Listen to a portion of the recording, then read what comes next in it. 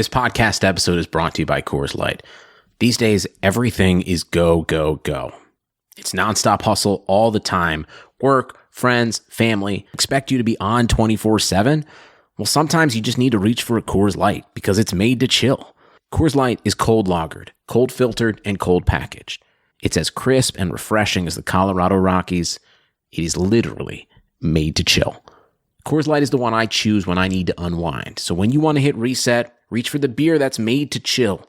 Get Coors Light in the new look delivered straight to your door with Drizzly or Instacart. Celebrate responsibly. Coors Brewing Company, Golden, Colorado.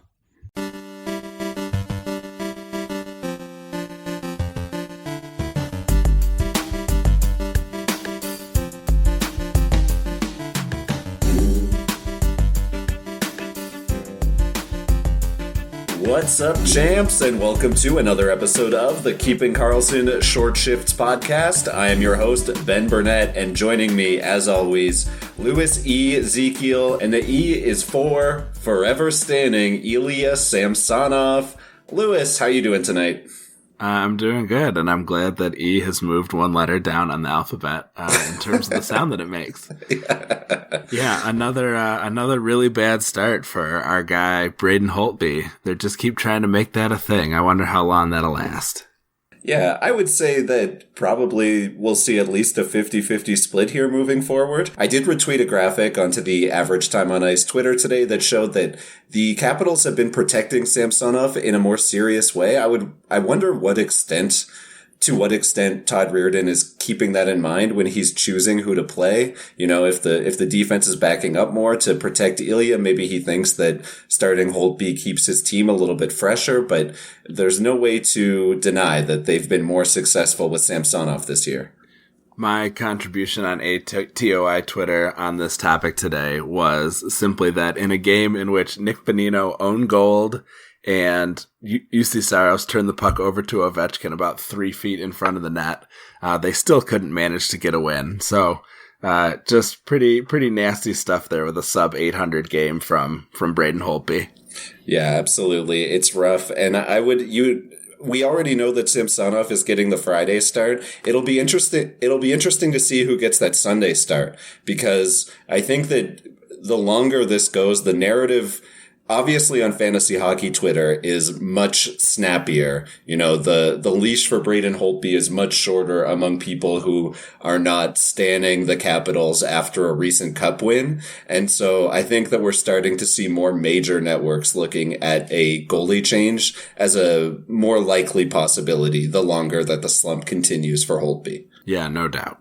All right, well, Louis, we have a lot to get to in terms of headlines, and of course, we have our Patron 5 episode this week. The Patron 5 is a segment voted on entirely by the patrons of Keeping Karlsson. You can become a patron of Keeping Karlsson by going to keepingkarlsson.com/patron. It is $5 a month, and you get to hang out with Louis, Brian, Elon, plus all of our friends all the time, every single day on the patron-only Facebook group. We chat hockey, we talk trades, we talk ads, and we also get the patrons to vote on 5 players who we will deep dive on our Thursday night episode. We will be getting to that later on. Additionally, on Saturday, I do a live stream each morning talking start, sit, ad drop questions. We talk trades. We basically just get in a third episode of Short Shifts, minus, of course, our dear co-host Louis. Usually he's unable to attend.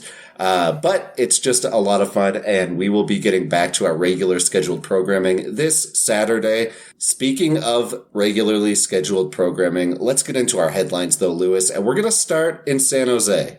Yeah, unfortunate stuff in San Jose. Just quickly, I do hope I can join the Saturday stream sometime from the echoey gym where my son is doing Taekwondo. It'd be a lot of fun. So, in San Jose, Tomas Hertl is done for the season with a torn ACL and MCL.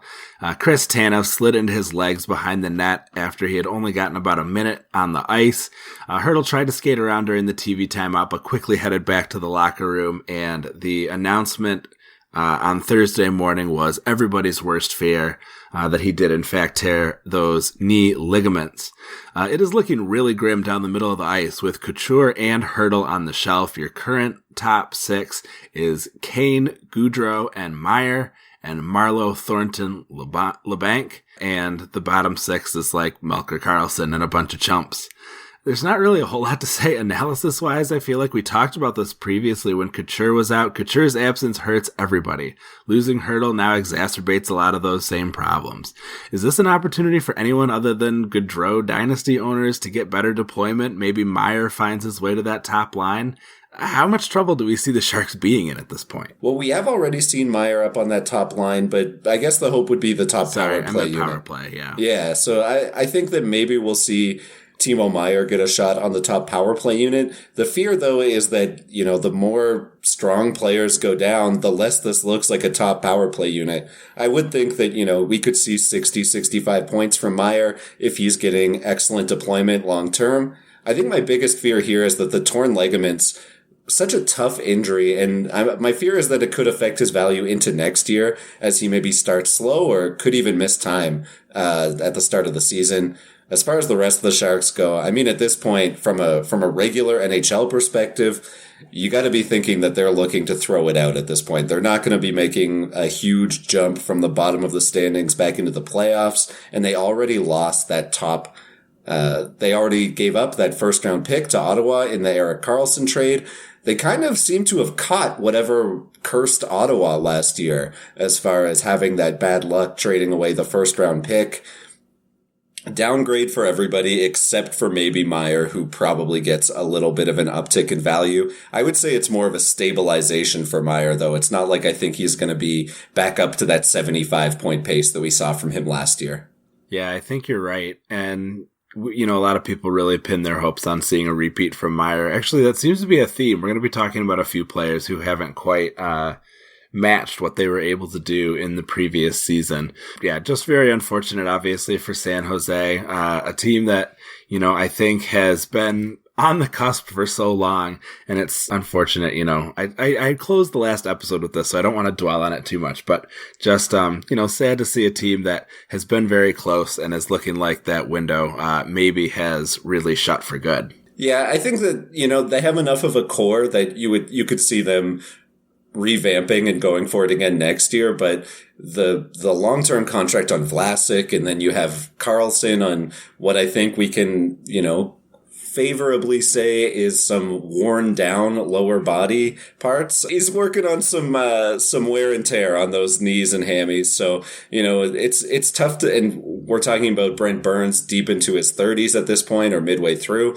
So it's tough to see them being a dominant cup contender heading into next year. But I don't see why they couldn't be at least like a bubble playoff competitive team if they get a few more breaks than they saw this year, especially down the middle. Let's move on to a brighter headline here. We've seen the return of Brendan Gallagher for Montreal tonight. He returned from some pretty ambiguous sounding migraine or concussion related issues. They just basically said that he wasn't feeling right after returning from a concussion a few weeks ago. He took some extra time off, came back today and looked great, scored a goal on an amazing pass from Thomas Tatar in the corner to out front. He's back with Tatar and Deneau. The interesting thing here is that we thought that maybe one of Suzuki, Armia, or Kovalchuk would get dropped off of the Domi line. Instead, we saw Suzuki and Armia drop down to a third line with Arturi Lehkonen, Domi sticking on line 2 with Ilya Kovalchuk and Nick Cousins. Kind of an interesting setup here. I did think that they would probably stick with a top-loaded top 6, but they seem to have gone with instead a 2 strong pieces on each of the top 3 line configuration.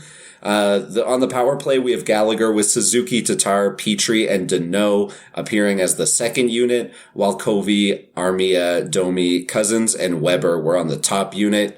Do we have any read on what these new look lines could mean for the Habs? Well, I'm wondering sort of how long this setup will last. We didn't see any power play goals, and I don't love that power play setup. It seems odd to have Cousins there when you could get Gallagher up on that top unit potentially, or there seem like there's a number of better options potentially. So we'll see if that gets shaken up potentially in the aftermath of not scoring any power play goals. They did have a successful outing against the Sabres Thursday night. The Sabres, of course, are running out Carter Hutton right now instead of the injured Linus Ullmark. So that may have been a slightly easier matchup than it would have been typically.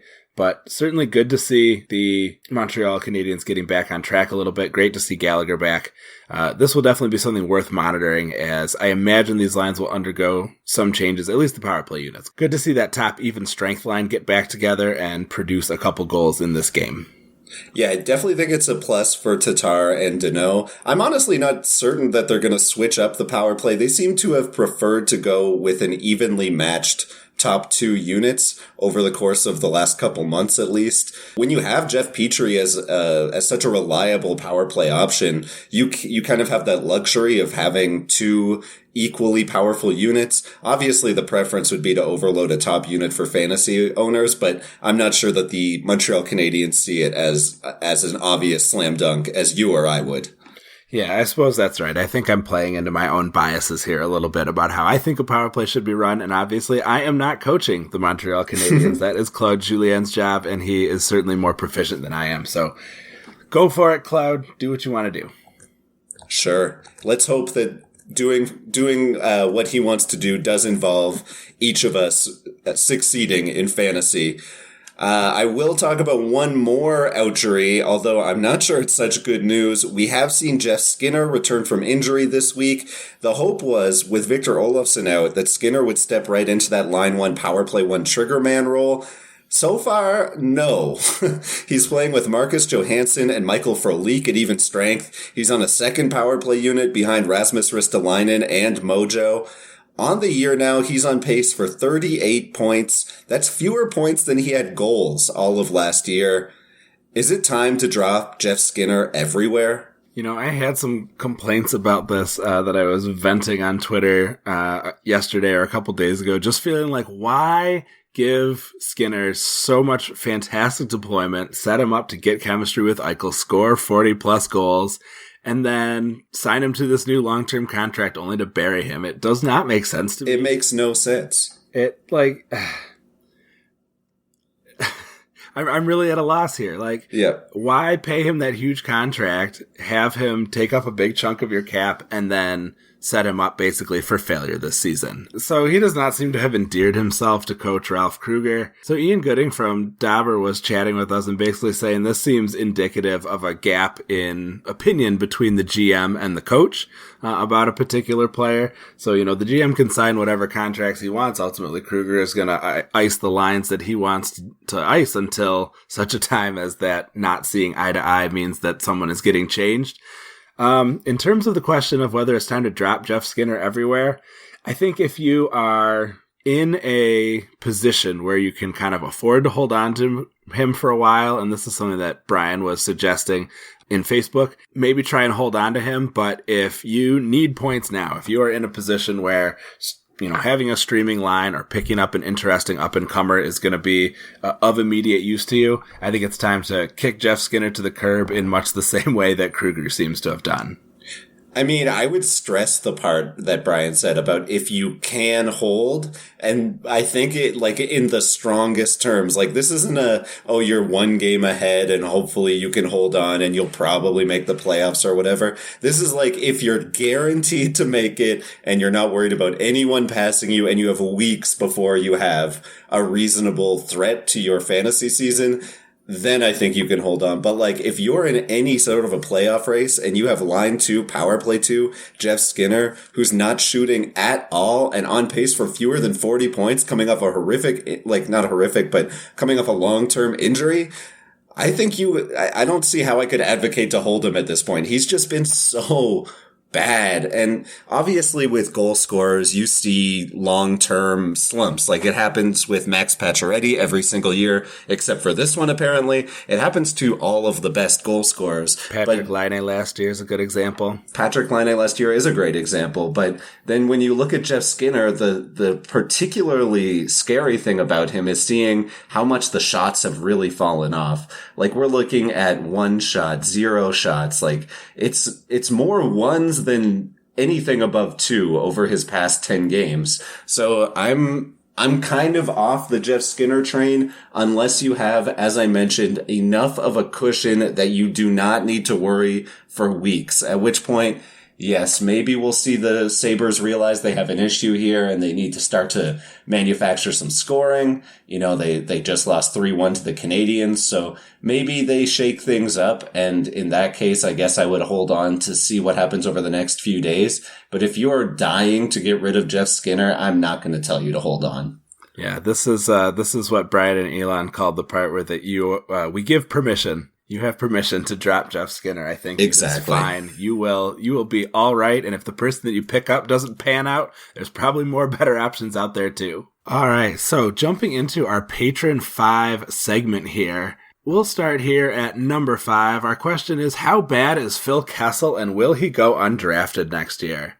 So doing a gallery walk through Phil Kessel's natural stat trick page is quite interesting. Here is a list of even strength statistics in which Phil Kessel is at his worst rate in his career. You ready for this? There's a lot of them. Let's hear it. IPP, he's at 66.67%. Shooting percentage, 4.94%. Goals for percentage. So the share of goals that he's on the ice for that belong to his team, 35.29%. On-ice shooting percentage, 5.23%. PDO, 966. Goals per 60, 0.35, half of his previous career worst. Assists per 60 down to 0.7, and shots per 60 at 7.09. It has been a total nightmare season for Kessel in Arizona, and I think GMs are right to wonder if this is the end of the line for this former fantasy stud. But the answer for me is no. I don't think he should go undrafted next year. In fact, he may represent some fantasy value in 2021 due to his current radioactivity. Now, this year, I think it's fair to say it was probably a bust for most people who drafted him. But you know, if we're thinking, you know, obviously I don't think he's going to be his old Leafs Penguin self in the desert, probably. That ship has sailed. But these numbers are unsustainably horrible. So unless he and Madison Bowie had like a Freaky Friday incident where they switched minds and bodies, I think that he definitely has the chance to rebound next year. Even this season, there's a chance for aggression if your league is deep enough and if you want to take a chance on him. But it may be one of those kind of reverse Ochi type situations where he's just going to be unsustainably bad all season. He's been his old self on the power play. He might even be overperforming a little bit. But if he can boost his even strength shooting percentage a few points and get some help from his teammates, you know, this is a guy who can still score 25 goals and get you 20 to 25 on the power play, which has value in plenty of leagues. I think it just really looks bad relative to his success in other seasons and what people sort of got used to from him. You know, this is a big adjustment. And you know, I think next year he does have the potential to bounce back, not as maybe the 7th or 8th round, you know, pick, or maybe even higher that he might have been this year, but, you know, somewhere in the bottom third of your draft when you're trying to uncover some, you know, potential diamonds in the rough. A Kessel bounce back could be valuable for you there. Yeah, I would agree with that. I think that Kessel could represent interesting value in drafts next year. I think the main question would be, what do we think he can do on the power play once Taylor Hall is likely gone? And you mentioned some unsustainability on the power play. He really hasn't been producing too much in the short term. It's been more of a October, November where he put up the lion's share of his power play points. Only 4 in his last 20 games since I think Taylor Hall came over about 18 games ago. So yeah, I think this is something where, you know, you shouldn't have ever expected Kessel to be who he was in Pittsburgh when he came over. It was just such a stark drop in quality of teammates that there was no way he was going to be an 80-point player. But can he still be a 60, 65 point guy, especially when he's eating up such a strong share of the power play minutes? I think he could still be that guy, especially if we see some steps forward from other forwards in the desert. Yeah, absolutely. That is sort of where I'm at with him right now, is that, you know, he could be a surprise 60, 65 next year that people maybe don't see coming because they're so way down on him this year relative to their expectations. Yeah, and it'll be like one of those things where everyone's like overrating him because he was such an MVP for where he was drafted. I can definitely see that. I'm with you that maybe I'm not expecting it this year just because everything continues to go wrong for him. Yeah, it's a tough way to get your start, but hopefully better things on the horizon for Kessel down the line. And hey, they're only in the first period right now. Maybe he can get something going here. Oh yeah, there you go. All right, well, Lewis, I'm going to get into the first player that I deep dove on this show, and that is Denis Gurianov in Dallas. Yeah, I don't know if it's Denis or Dennis, but there's only one N, and I'm Canadian, so I'm going to go French-Canadian with it.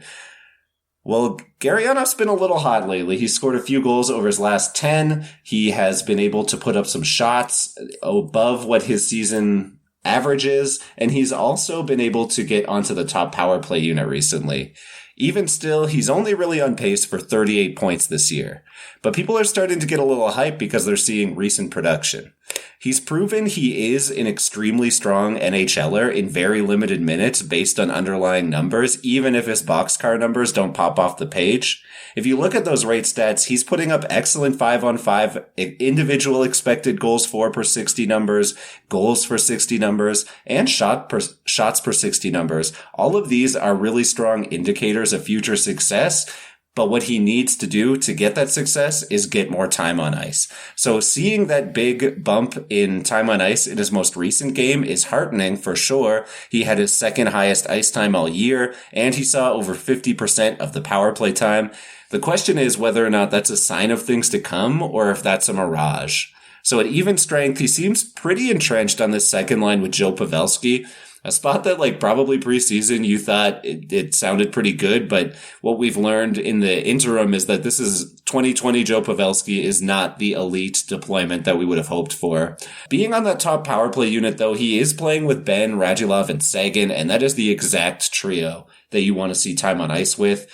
I think while that's happening, he is worth a stream in deeper leagues, especially when the Stars have a good schedule coming up. They do have a Monday, Tuesday back-to-back next week, so he could be an interesting late week into Tuesday stream if you're looking for some early week production. It may blow up in your face, this is something that's purely deployment based. And if Rick Bowness decides to fade him back down the lineup, as the line blender in Dallas has proven they're not afraid to do, then he might not be worth holding on to. But for now, I'm definitely okay with streaming Gurianov in. I think there's upside for 50 to 55 point pace if things continue to break right this year.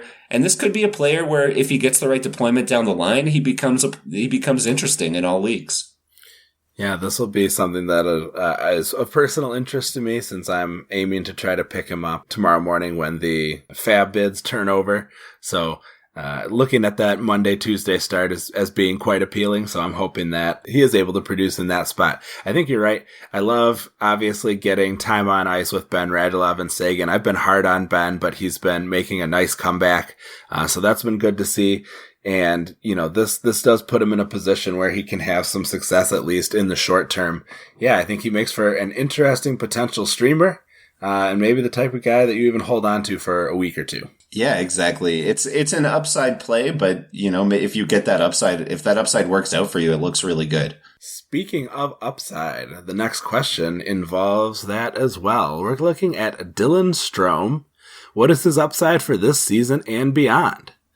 So Strome was really exciting in the latter stages of his first full season with 51 points in 58 games for the Hawks after he was traded, after just 6-20 with the Coyotes to start the season. He's had a bit of a sophomore slump by comparison here in 1920, but he is still pacing for just over 60 points. Last year, Strome's chemistry with DeBrincat helped propel his success, and the two have been frequent line mates this year. But unfortunately, DeBrincat's well-documented struggles, which have been discussed in several episodes of Keeping Karlsson, have also dragged Strome's scoring down with it, along with some separation from Patrick Kane, which he was enjoying from time to time. So, he spent the most recent 7 games injured. He is expected to return within the next game or two, but that return will be on a third line with DeBrincat and David Kampf. There are some ominous signs in his numbers at even strength, including a reduced shot rate compared to last year, and a too high on-ice shooting percentage that's probably been boosted by exposure to Kane that's disappeared.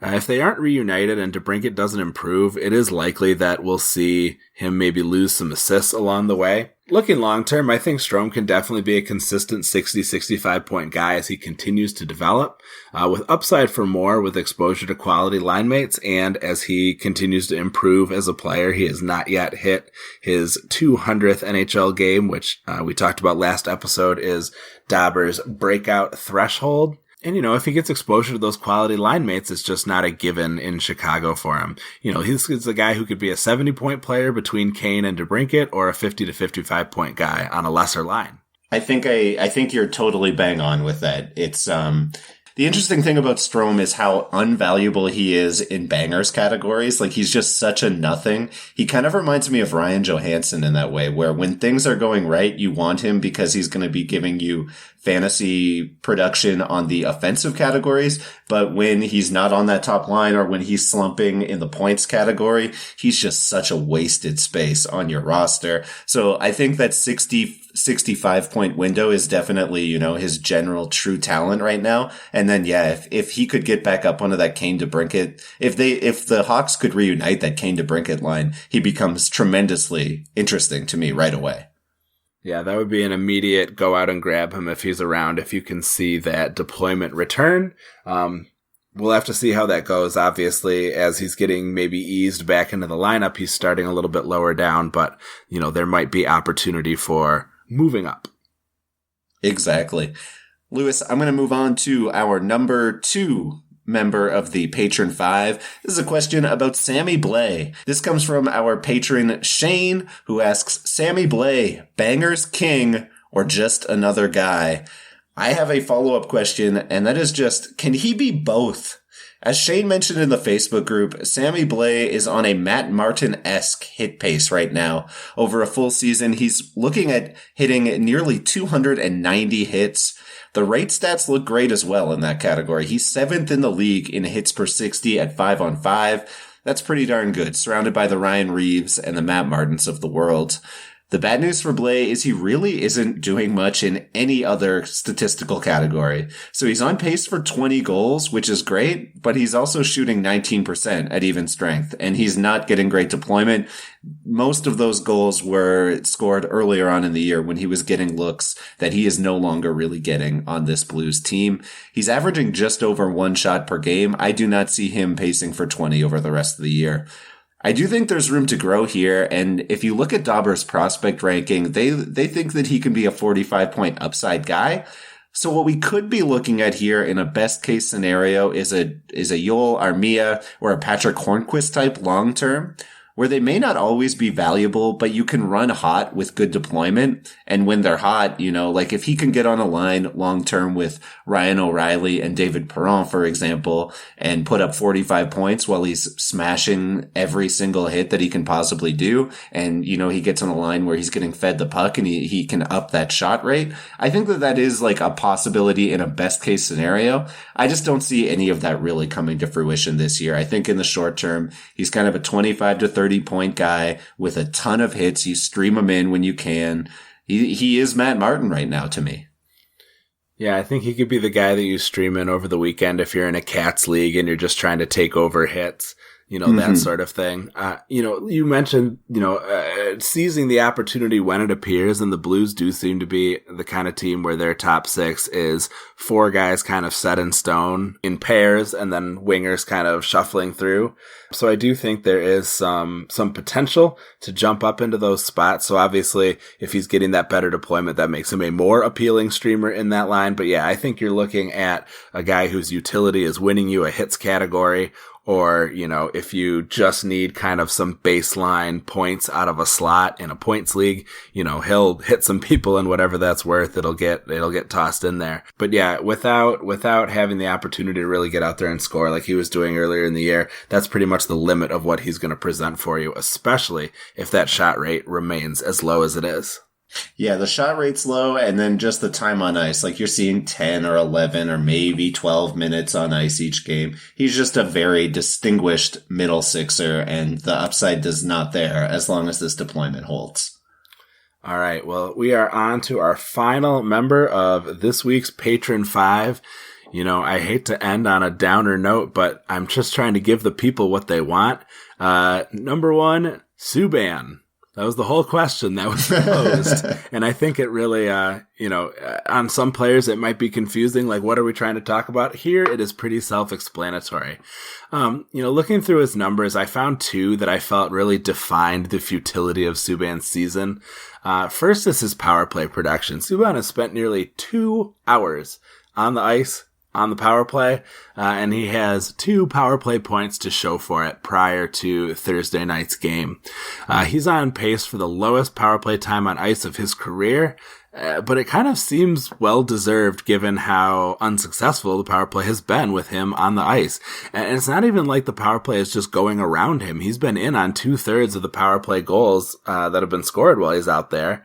The exact same rate that he had last season in Nashville. The difference is there have only been 3 power play goals that have been scored while he's been on the ice in these 2 hours of power play time. So, I mean, I haven't compared that number to others, but it strikes me as an astonishingly low number to have 2 full games of 5-on-4 and only have 3 goals in the net there. The other is his even strength IPP, which is the worst of his career. He's only getting in on about 1/4 of the goals scored where he's on the ice, and this is compounded by a poor on-ice shooting percentage that I'm not sure we can expect to rebound very much on this Devils team. I've talked about a couple players who are really underperforming compared to preseason expectations and their previous career totals, but more than Kessel, I think Subban seems to have earned his poor season.